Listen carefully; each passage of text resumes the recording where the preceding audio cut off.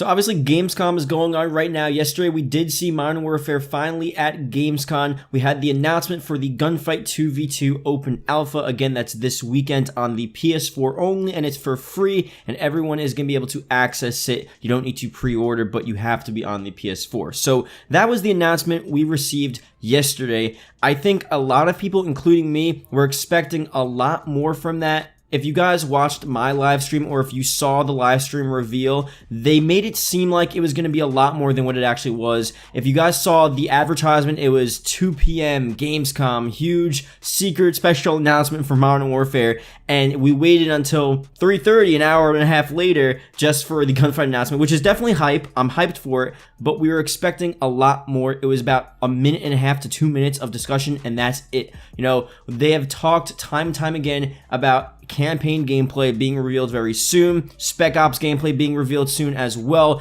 and all of this different stuff that we still need to see revealed for this game. That would have been a good time to do it. We actually are going to be seeing Modern Warfare at Gamescom again, so I want to talk about exactly what date and time you're going to be able to see that live stream during the next Modern Warfare reveal at Gamescom. Also, I do want to talk about some stuff with Modern Warfare esports because they announced their new league and there's a bunch of interesting stuff there. And I'll have that in the second half of the video if you guys are interested. But let's start off here with Modern Warfare included on Gamescom 2019 schedule for August 24th. So that reveal yesterday, it was the beginning of Gamescom. It was some sort of pre-show with a bunch of different developers and reveals and stuff like that. This is like the actual sort of Gamescom event. August 24th is a Saturday, so this listing comes courtesy of GameStar, who've included Modern Warfare on the schedule for Saturday, August 24th at 2:45 p.m. CEST, 1:45 p.m. BST. The live stream will presumably take place on their YouTube channel, which has been embedded below. And here's the thing. I looked up CEST 2:45. That translates, I'm going to give you guys Eastern Standard Time. That's 8:45 in the morning Eastern Standard Time. So I don't really know what is going on there. Obviously, Gamescom not really meant for the United States, and all these times are going to be off regardless. I mean, the live stream Monday night was supposed to be at nighttime for a bunch of different people, but for us, it was during the middle of the day because we're in the US and Gamescom, obviously, over the seas. So this is going to be very interesting to see if anyone's actually going to be up at 8:45 on a Saturday morning to see some sort of Modern Warfare reveal. Now, moving forward, Infinity Ward devs have reaffirmed several times that a new Modern Warfare campaign gameplay is on the horizon. Additionally, the Call of Duty website still continues to state the epic single-player story will be revealed soon.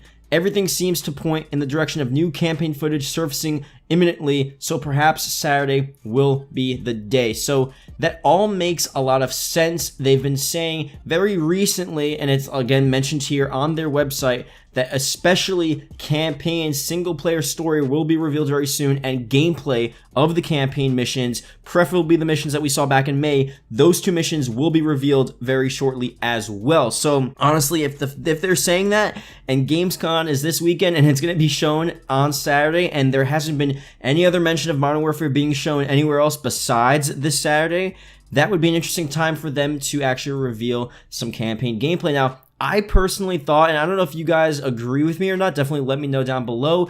I thought, you know, they might show Spec Ops before campaign because honestly, it seems like they may not show campaign at all. And I was talking to a bunch of you guys on my live stream yesterday. You guys actually wouldn't even mind if we didn't see campaign at all because, again, they're making this campaign so good and realistic and gritty, and they're really making a good campaign with a good storyline that honestly, maybe it's better that we don't have anything spoiled and we go into it without knowing anything. We just go into it blind and we experience it as it's like new, and you know, we've never seen any campaign gameplay before, and everything is going to be new and exciting and surprising. So if they're going with that route, that would make a lot of sense.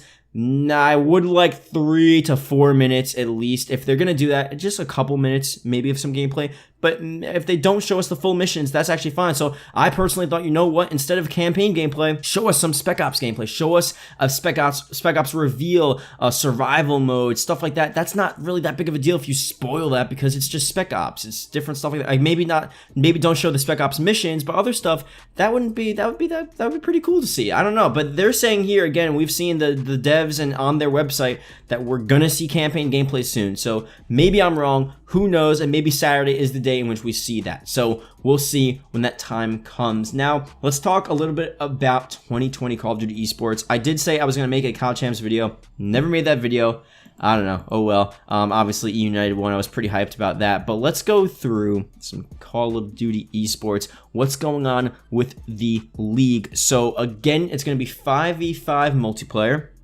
And there's a lot of really interesting stuff. I don't want to go through all of the specifics here of exactly, you know, what their healthcare benefits are and, you know, how much money they're making. I'm not going that in depth here, but it's really interesting to see that you're going to have 7 to 10 players on a roster for a team. So I just want to talk about for a second what that's going to mean for the game, and I probably should make a separate esports video for a lot of you guys that are interested in that. But what's going to happen is that you're going to have 5v5, but you may have different players playing specific different modes. So like you may have someone on a team specifically for search and destroy, so you'll only see them ever playing search and destroy because they are meant for search and destroy, and then they'll switch out for hardpoint with another, you know, specific hardpoint or respawn player. I don't know if they're going to be, I guess they're going to be allowed to do that because you have 7 to 10 players on a roster.